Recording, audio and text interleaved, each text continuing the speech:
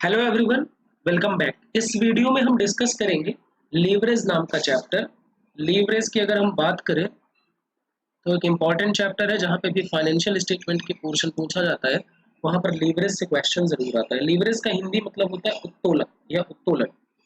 तो सबसे पहले थोड़ा सा समझते हैं। देखो, हमने ये समझ रखा है कि फाइनेंशियल मैनेजमेंट का मेन ऑब्जेक्टिव होता है वेल्थ को मैक्सिमाइज करना। और वेल्थ किसकी? शेयर होल्डर्स की वेल्थ को मैक्सिमाइज करना। और यहाँ पर वेल्थ यानी संपत्ति या धन का मतलब है मार्केट वैल्यू ऑफ शेयर यानी अंशों के बाजार मूल्य से। ठीक है। अब एक बात आप और समझिए कि वैल्यू जो होती है किसी की भी, वो होती है परफॉर्मेंस डिवाइडेड बाई एक्सपेक्टेशंस। ठीक है। जैसे अगर आपके घर वाले आपसे क्लास 12th में 80% एक्सपेक्ट कर रहे थे, ठीक है, और आप 95% लेकर के आए, तो मतलब आपने एक्सपेक्टेशन से ज्यादा अच्छा परफॉर्म किया। आपकी एक्सपेक्टेशन कितनी थी?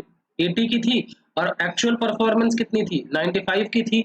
मतलब आपकी वैल्यू उनकी नजरों में बढ़ जाएगी। और उल्टा हो जाए, एक्सपेक्ट कर रहे थे 80 और आप लाए 40, इसका मतलब क्या है कि your performance is less than the expectations. तो इसमें क्या होगा? वैल्यू कम हो जाएगा। तो इसका सीधा सा मतलब है कि अगर आपको वैल्यू बढ़ानी है तो परफॉर्मेंस बढ़ानी पड़ेगी। इसका मतलब है कि वैल्यू और परफॉर्मेंस का डायरेक्ट संबंध है। जितना ज्यादा अच्छा परफॉर्म करेंगे उतनी ज्यादा वैल्यू होगी। और वैल्यू और एक्सपेक्टेशंस का क्या है? इनवर्स रिलेशन है। जितनी ज्यादा एक्सपेक्टेशन होगी वैल्यू उतनी कम हो जाएगी। ठीक है। तो अब शेयर होल्डर जो होता है ना, बेसिकली शेयर होल्डर एक्सपेक्टेशन करता है किससे? कंपनी से करता है। कंपनी से एक्सपेक्टेशन करता है, क्यों? क्योंकि वो रिस्क उठाता है। सिंपल सी बात है। जितना ज्यादा रिस्क होगा उतना ज्यादा वो एक्सपेक्ट करेगा। तो इसलिए क्या जरूरी है, हम अपने रिस्क को क्या करें? मैनेज करें। भाई जो ज्यादा जोखिम लेगा वो उतने ज्यादा रिटर्न की अपेक्षा करेगा। तो हमें क्या करना है? अपने रिस्क को मैनेज करना है। और रिस्क को मैनेज इस तरह से करना है कि हमारी मार्केट वैल्यू बढ़ सके, हमारा वेल्थ मैक्सिमाइज हो सके। हम आगे चर्चा करते हैं, पहले लीवरेज को थोड़ा सा समझ लेते हैं।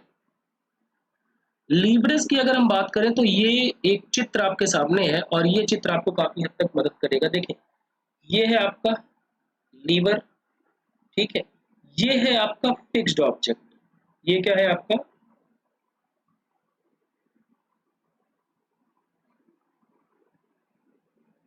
Fixed object. ठीक है। और इस छोटे से फिक्स्ड ऑब्जेक्ट की मदद लेते हुए हम लीवर से क्या कर रहे हैं? इतना बड़ा पत्थर, इतनी बड़ी चट्टान, इतनी बड़ी रॉक हटा रहे हैं। अब अगर आप सोचो ये फिक्स्ड ऑब्जेक्ट ना हो तो ये दोनों लोग इसको हटा पाएंगे क्या? पॉसिबल नहीं है। इसके लिए आपको हो सकता है 10-20 लोग लगे। मतलब फिक्स्ड ऑब्जेक्ट का इस्तेमाल करके हम क्या कर रहे हैं? बड़े से बड़ा काम या बड़ा बेनिफिट अर्जित कर रहे हैं। तो अगर आप बात करें, अच्छा, लीवरेज जो शब्द है ना, ये फिजिक्स से आया हुआ है। ठीक है ना। फिजिक्स में लीवरेज आपने आई थिंक 9th-10th में पढ़ा होगा। ठीक है? और नहीं पढ़ा है तो कोई बात नहीं। तो gaining larger benefit by using lesser amount of force।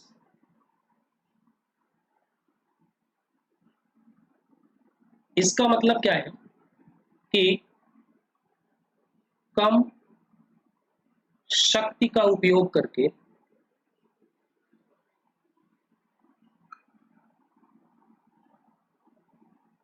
अधिक लाभ अर्जित करना।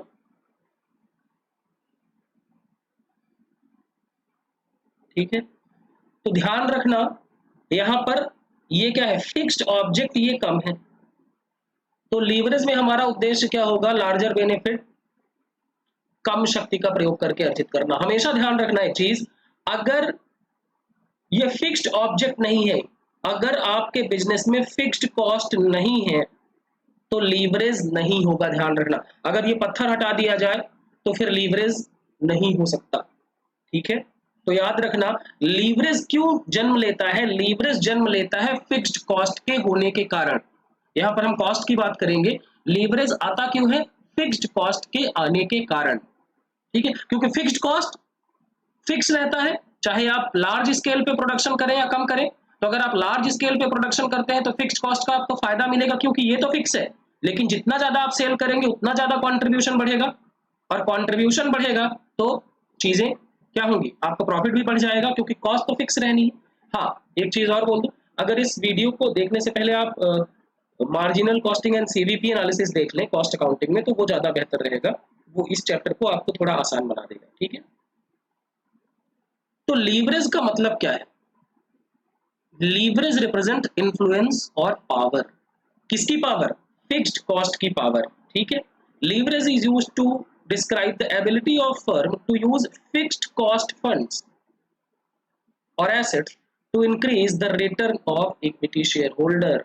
देखो, फिक्स्ड कॉस्ट फिक्स है, इसमें कोई चेंज नहीं आने वाला है। इस फिक्स्ड कॉस्ट की मदद लेकर के हम क्या कर रहे हैं? हम अपने इक्विटी शेयर होल्डर्स के रिटर्न्स को बढ़ा रहे हैं, मतलब हम परफॉर्मेंस को बढ़ा रहे हैं, और परफॉर्मेंस बढ़ाएंगे तो वैल्यू बढ़ेगी, और वैल्यू भी तो बढ़ाना है हमें शेयर्स, ठीक है। तो ये था। आइए जरा अब हम थोड़ी सी इसको गहराई से समझने की कोशिश करते हैं। हाँ, यहाँ पे आते हैं। ये टेबल है,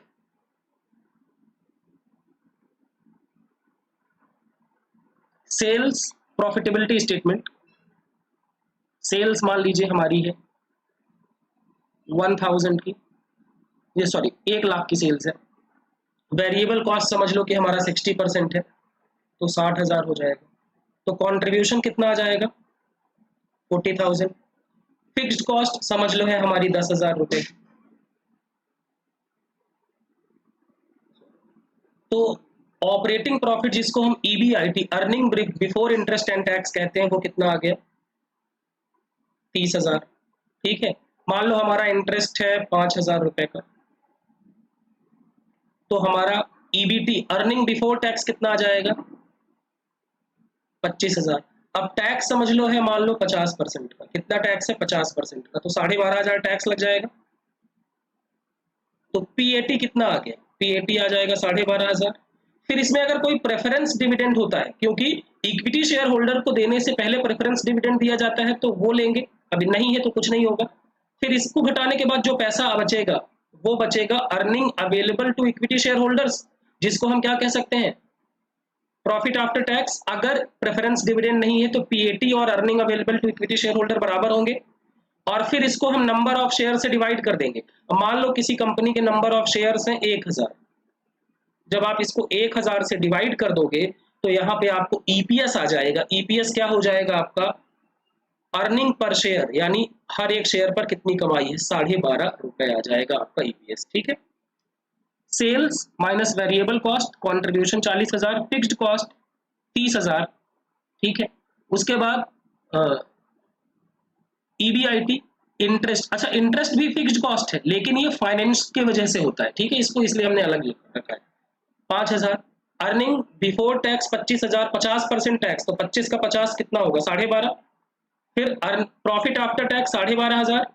फिर प्रेफरेंस डिविडेंड अगर होता तो उसको लेते, नहीं रहेगा तो हटा देंगे। फिर उसको घटाने के बाद क्या आएगा आपका? Earning available to equity shareholder, और नंबर ऑफ शेयर से डिवाइड करेंगे तो आ जाएगा अर्निंग पर शेयर, ठीक है। अब बात करेंगे हम जरा, अब आप देखें थोड़ा सा, एक चीज और समझने की कोशिश कीजिएगा। आप देखें कि यहां पर फिक्स्ड के कॉस्ट के पहले क्या है? कंट्रीब्यूशन। और फिक्स्ड कॉस्ट के बाद क्या है? ईबीआईटी या ऑपरेटिंग प्रॉफिट, ठीक है। फिक्स्ड कॉस्ट के बाद क्या है? ईबीआईटी या फिर ऑपरेटिंग प्रॉफिट, यही है। और उसके बाद इंटरेस्ट फिक्स है, और उसके बाद क्या है? अर्निंग बिफोर टैक्स, या इसको प्रॉफिट बिफोर टैक्स, पीबीटी भी बोलते हैं, प्रॉफिट बिफोर टैक्स, ठीक है। तो ये तीन चीजें हैं। अब ध्यान रखना, ऑपरेटिंग लीवरेज की अगर हम बात करें, क्या बोले? ऑपरेटिंग लीवरेज की अगर हम बात करें तो इसका फॉर्मूला होता है, फिक्स्ड कॉस्ट के पहले क्या है, कंट्रीब्यूशन,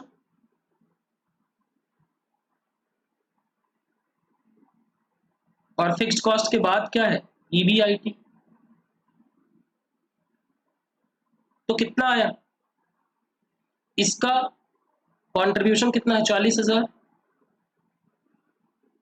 और ईबीआईटी कितना है, ईबीआईटी कितना है, 30,000। तो ये ऑपरेटिंग लीवरेज क्या आएगा, 1.33 टाइम्स, यही आएगा। अब इसका मतलब क्या है समझना, इसका मतलब ये कहते हैं कि अगर सेल्स, वेरिएबल कॉस्ट और कंट्रीब्यूशन में 1% का चेंज होगा, कितने परसेंट का चेंज होगा, 1% का चेंज होगा, तो ईबीआईटी में कितने परसेंट का चेंज होगा, 1.33% का चेंज होगा। कितने का चेंज होगा, 1.33% का चेंज होगा। हम अभी ये चेक भी कर लेंगे, ठीक है। दूसरे हम लीवरेज की बात करें तो दूसरा क्या है, फाइनेंशियल लीवरेज।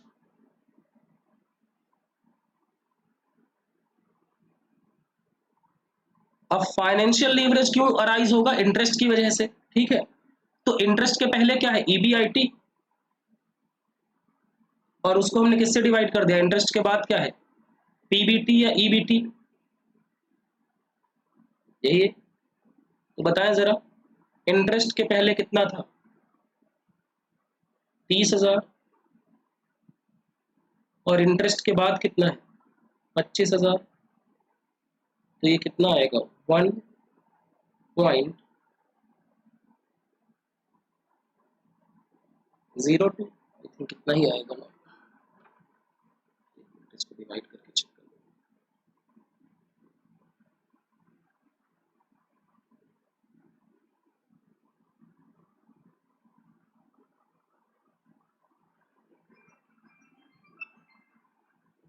सॉरी 1.2 आएगा, मैंने 0.2 लिखा, 1.2 आएगा। इसका मतलब क्या है, इसका मतलब ये है कि अगर ईबीआईटी में 1% का चेंज होगा तो ईबीटी में या पीबीटी में 1.2% का चेंज होगा। अभी हम चेक कर लेते हैं, चलिए। तो ये फॉर्मूले हो गए, दूसरा फॉर्मूला भी है, उसके बारे में भी हम चर्चा कर लेंगे, लेकिन चलिए आइए जरा हम यहाँ पर एक एग्जांपल लेते हैं। Same example, sales 1 lakh minus variable cost कितना, 60,000 है, ठीक है। फिर कंट्रीब्यूशन आ जाएगा आपका 40,000। उसके बाद आप क्या करोगे, फिक्स्ड कॉस्ट माइनस करोगे तो हम 10,000 थी, तो ये क्या आ गया, ईबीआईटी आ गया कितने का, 30,000 का। उसमें से क्या हम माइनस करेंगे, इंटरेस्ट माइनस करेंगे, 5,000 था। तो यहाँ पर पीबीटी या ईबीटी कितना आ जाएगा, 25,000, ठीक है। अब हम क्या करते हैं, इनको 10-10% बढ़ाते हैं, तो प्लस 10% करेंगे, तो यहाँ पर सेल्स कितना हो जाएगा, 1,10,000, ठीक है। वेरिएबल कॉस्ट कितना हो जाएगा, 66,000, ठीक है। तो आपका कंट्रीब्यूशन कितना आ जाएगा, 44,000। फिक्स्ड कॉस्ट में कोई चेंज आएगा क्या, नो, फिक्स्ड कॉस्ट कितना रहेगा, 10,000 ही रहेगा। ईबीआईटी कितना आएगा, ईबीआईटी आ जाएगा 34,000। इंटरेस्ट पे कोई चेंज आएगा क्या, नहीं, इंटरेस्ट विल रिमेन 5,000। तो आपका ईबीटी कितना आ जाएगा, ईबीटी आ जाएगा आपका 29,000, कितना आ जाएगा, 29,000, ठीक है। अब आप देखें ऑपरेटिंग लीवरेज हमारा कितना आया था, ऑपरेटिंग लीवरेज था 1.33%, 1.33 टाइम्स, ठीक है। इसका मतलब क्या था, इसका मतलब ये था कि अगर सेल्स में 1.33 का परसेंट का चेंज होगा तो हमारा ईबीआईटी कितने से चेंज होगा, हमारा ईबीआईटी चेंज होगा 1.33% से। तो आइए जरा देखते हैं।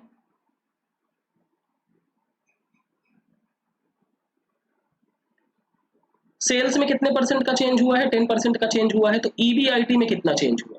ईबीआईटी, चेंज इन ईबीआईटी, देखो चेंज इन सेल्स तो हमें पता है, चेंज इन सेल्स 10%। अब चेंज इन ईबीआईटी यहां से देखेंगे तो कैसे कैलकुलेट करोगे? 4000 का चेंज हुआ है भाई, 30 से बढ़ के 34 हो गया, और पहले कितना था? 30 था, तो कितने परसेंट का चेंज हुआ? 13.33%। भाई सेल्स में जितना चेंज हुआ उसका 1.33 टाइम्स, तो 10 का 1.33 टाइम्स कितना होगा? 13.33%। कितना चेंज हुआ? ठीक है। अब दूसरा था हमारा फाइनेंशियल लीवरेज, वो कितना था? 1.2। ये कहता था कि ईबीआईटी में जितने परसेंटेज का चेंज होगा उसका 1.2 टाइम्स चेंज होगा। कहां पर? ईबीटी में। ईबीआईटी में कितने परसेंट का चेंज हुआ? 13.33% का चेंज हुआ, यही हुआ। अब आपका ईबीटी में कितना चेंज हुआ? ईबीटी में 4000 का चेंज, कितने में? पहले 25 था। अब इसको डिवाइड करिए,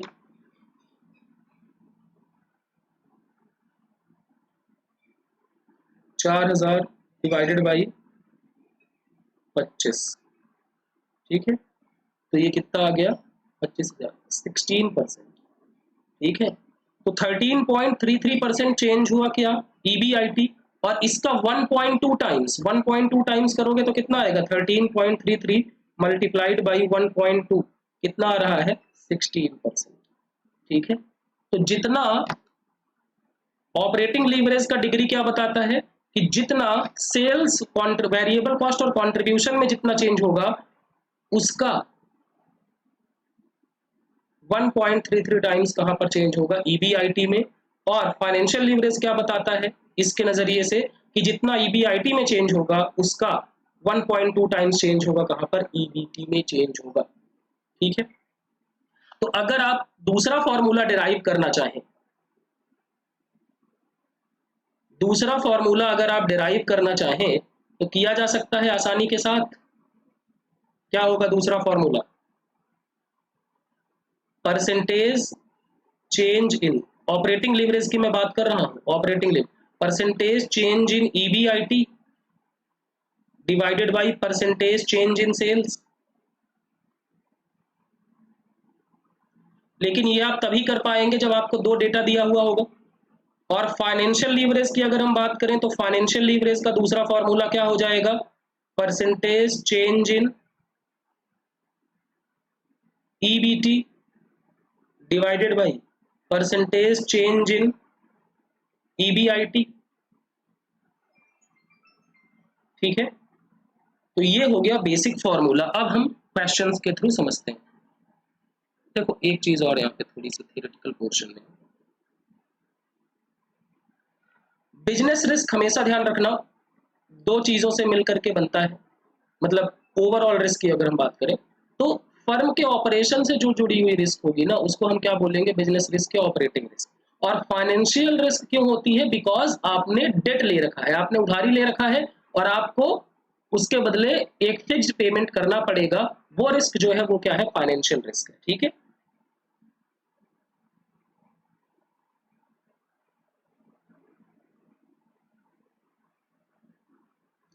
तो व्यावसायिक जोखिम के बारे में कौन बताएगा? Operating leverage. और फाइनेंशियल रिस्क के बारे में कौन बताएगा? Financial leverage.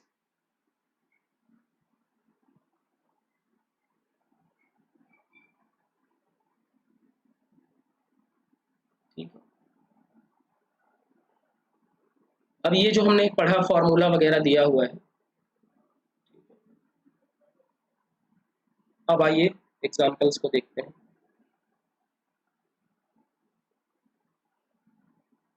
Selling price per unit है 50, वेरिएबल कॉस्ट पर यूनिट है 25, तो कंट्रीब्यूशन पर यूनिट हो गया कितना? 25। अगर हमारी सेल्स 4000 यूनिट है तो टोटल कंट्रीब्यूशन कितना हो जाएगा? 4000 मल्टीप्लाइड बाई 25, तो 1 लाख आ गया। फिक्स्ड कॉस्ट कितना है? 80,000। तो ईबीआईटी कितना होगा? 1 लाख माइनस 80,000, 20,000। तो ऑपरेटिंग लीवरेज का फॉर्मूला क्या होता है? हमने पढ़ा है contribution divided by E B I T, तो कंट्रीब्यूशन इज 1 लाख और EBIT इज 20,000। इसका मतलब क्या है, ये 5 टाइम्स आया ऑपरेटिंग लीवरेज। ये 5 टाइम्स का मतलब क्या है कि अगर सेल्स में 1% का चेंज होगा, अगर सेल्स में 1% का चेंज होगा तो EBIT 5 टाइम्स से चेंज होगा, यानी 5% से चेंज हो जाएगा। ठीक है, अगर सेल्स में 10% का चेंज होगा तो EBIT उसका 5 गुना यानी 50% से चेंज हो जाएगा। ठीक है, चलो एक यहां पर देख भी लेते हैं, जैसे इसको सेल्स को 10% से चेंज कर देते हैं तो ये कितना हो गया, सेलिंग प्राइस 55 हो गया, और ये कितना हो जाएगा, वेरिएबल कॉस्ट 5% से चेंज, 10% से चेंज करोगे तो 27.5, तो आपका ये कॉन्ट्रीब्यूशन कितना आ जाएगा, 27.5। ठीक है, और आपकी सेल्स की यूनिट्स का टोटल कितना आ जाएगा,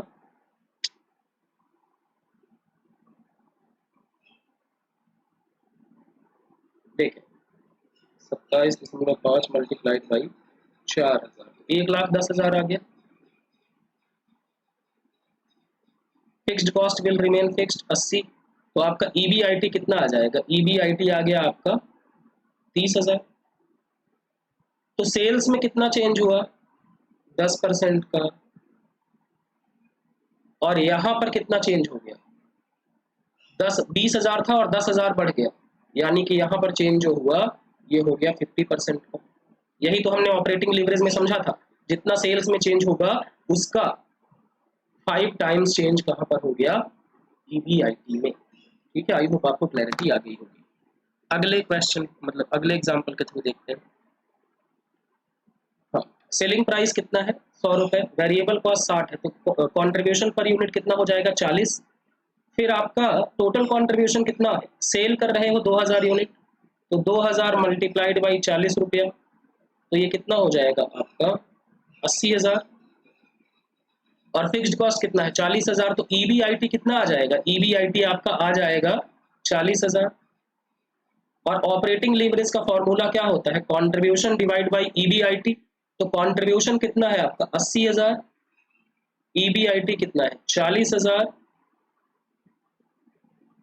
आपका ऑपरेटिंग लीवरेज आ जाएगा 2 टाइम्स, क्या आ जाएगा 2 टाइम्स। इसका मतलब अगर सेल्स में 1% का चेंज होगा तो EBIT में 2% का चेंज होगा। क्यों ऐसा हो रहा है, क्योंकि हमारे पास ये फिक्स्ड ऑब्जेक्ट बैठा है। ठीक है,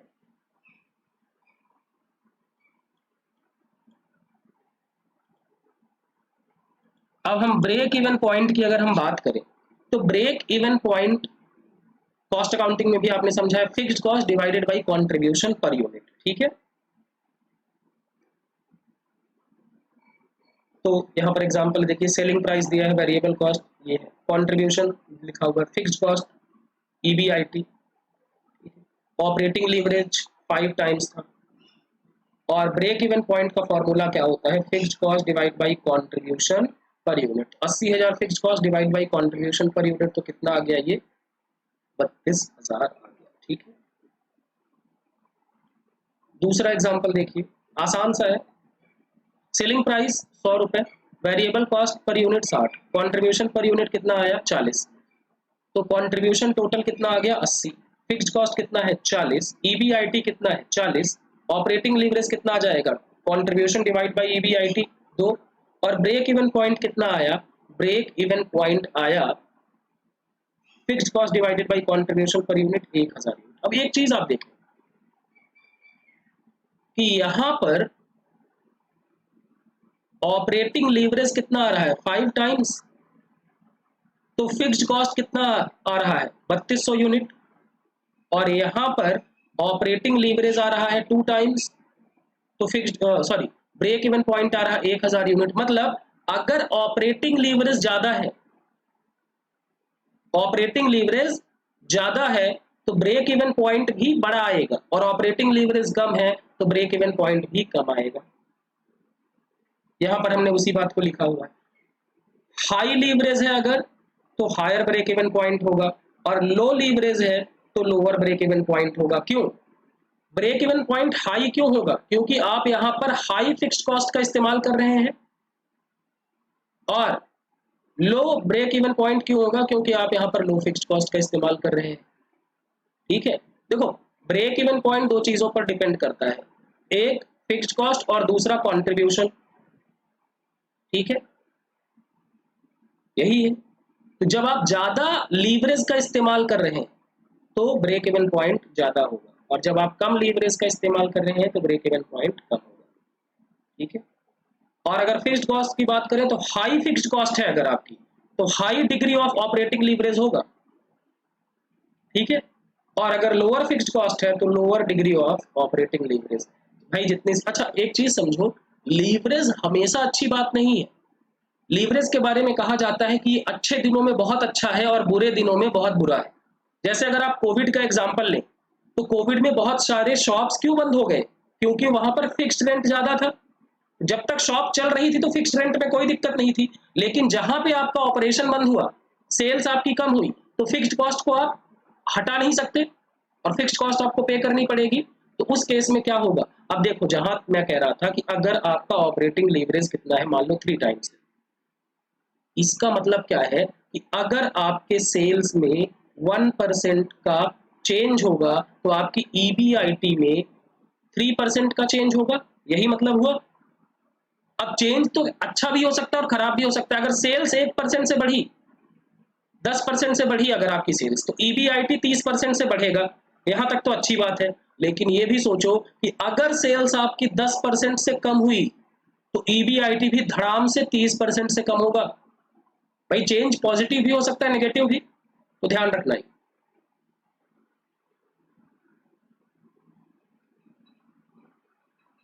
अब मार्जिन ऑफ सेफ्टी की अगर हम बात करें, ये कॉस्ट अकाउंटिंग में आपने पढ़ा है, मार्जिन ऑफ सेफ्टी मतलब ब्रेक इवन पॉइंट तो वो पॉइंट होता है जहां पर आपको कोई फायदा, मतलब ये यहाँ पर ये है आपके टोटल कॉस्ट, ये है आपका टोटल रेवेन्यू।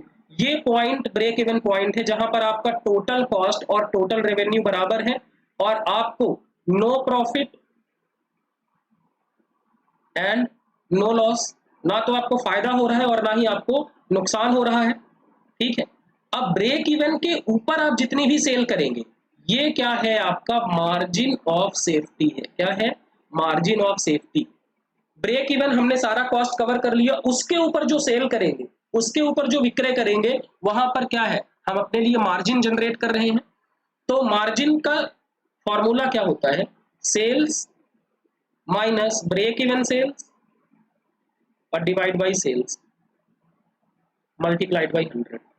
मान लो हमारा 1 लाख यूनिट, मतलब 1 लाख रुपए का सेल्स है और ब्रेक इवन हमें मिल रहा है 60,000 में, तो हमारा मार्जिन ऑफ सेफ्टी कितना हुआ?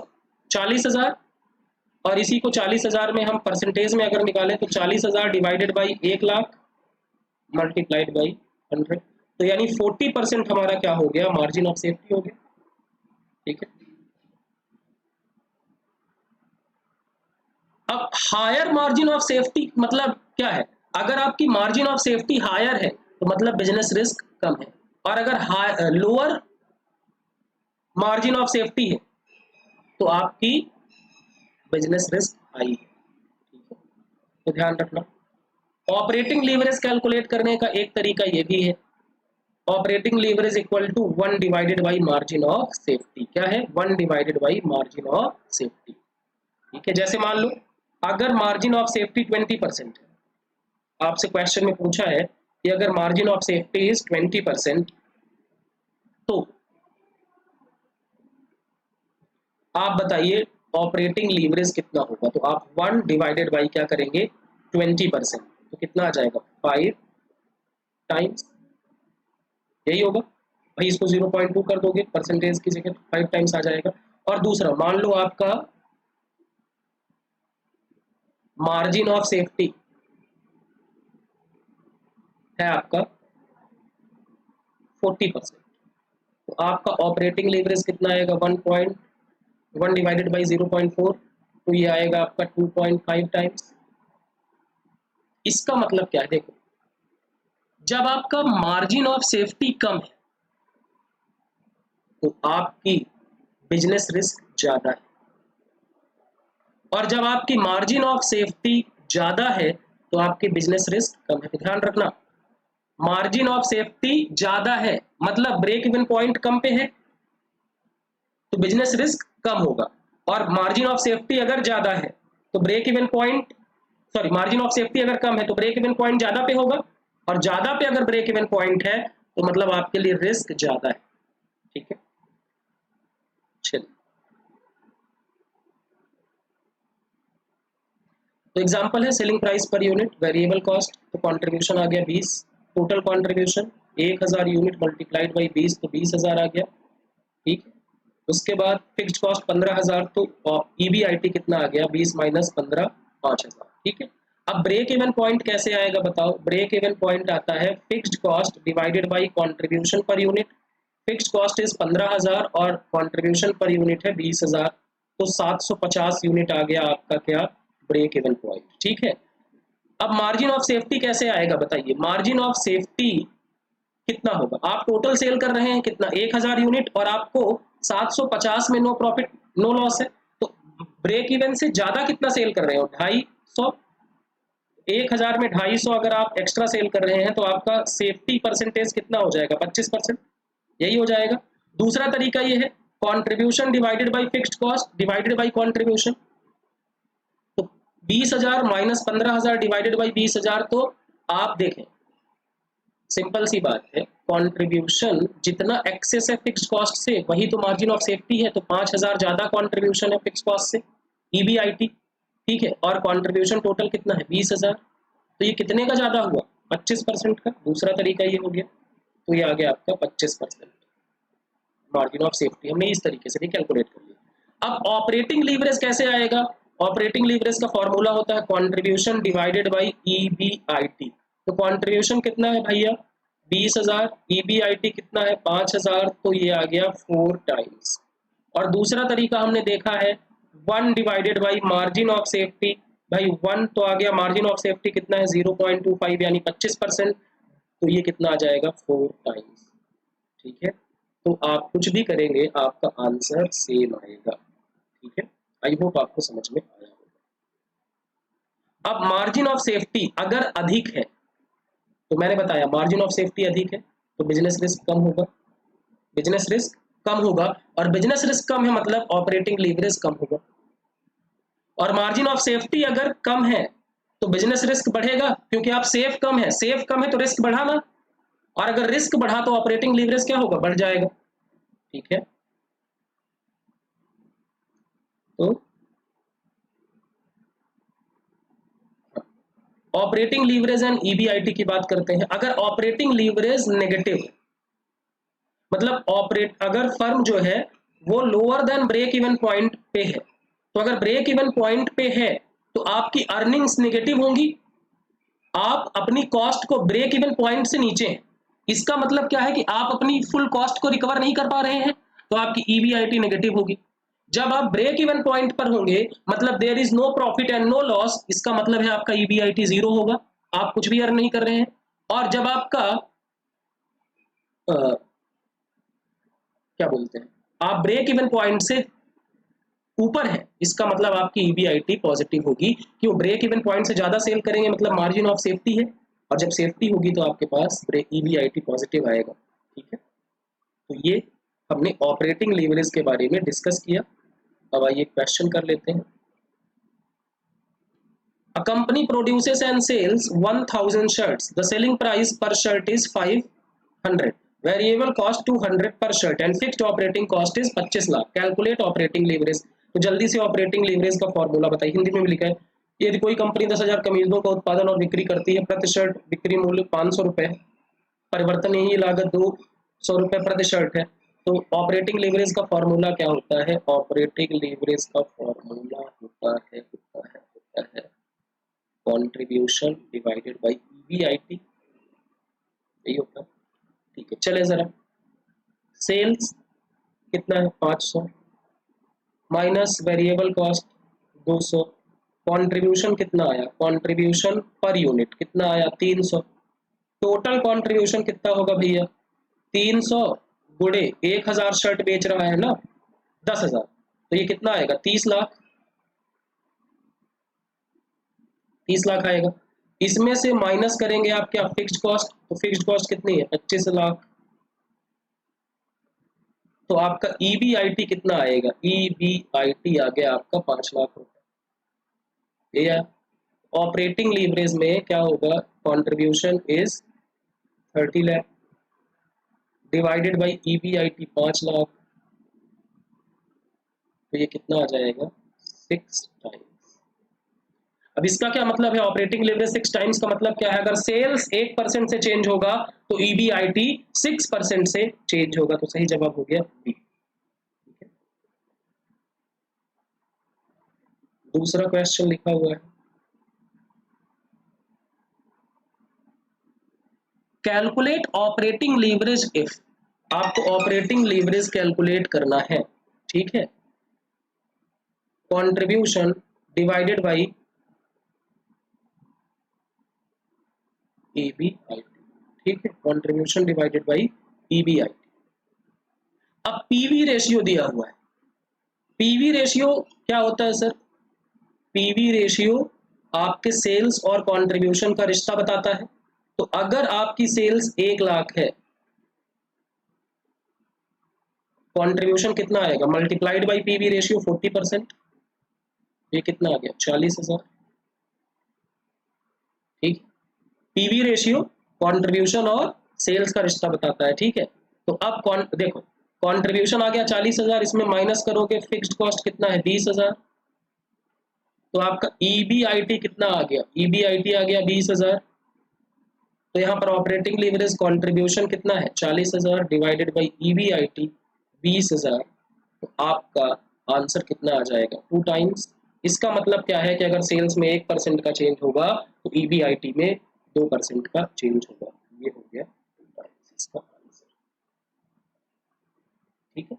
अब हम फाइनेंशियल लीवरेज की चर्चा अगले वीडियो में करेंगे। कोई चीज समझ नहीं आती है तो आप चैट के थ्रू पूछ सकते हैं। Thank you so much.